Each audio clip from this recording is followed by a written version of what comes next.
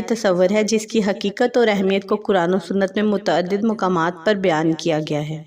قرآن پاک میں تقویٰ کی حقیقت کے مضبوط دلائل ہمیں ملتے ہیں، تو آئیے جانتے ہیں قرآن اور حدیث کی روشنی میں۔ بسم اللہ الرحمن الرحیم۔ ناظرین اور سامعین السلام علیکم۔ تقویٰ کی بنیادی تعریف قرآن پاک میں کچھ اس طرح سے بیان کی گئی ہے کہ اللہ کا خوف اس طرح دل میں رکھو جیسے رکھنا چاہیے اور مرنے تک اسلام پر قائم رہو۔ تقویٰ کی کئی اقسام ہیں، جیسے تقویٰ قلبی، دل کا اللہ کے خوف سے بھر جانا اور اس کی نافرمانی کرنے سے ڈرنا۔ تقویٰ عملی، روزمرہ کے اعمال میں اللہ کی رضا کو مد نظر رکھنا اور نیکیوں پر عمل کرنا۔ تقویٰ اخلاقی، اعلیٰ اخلاقیات کو اپنانا اور برے اخلاق سے بچنا۔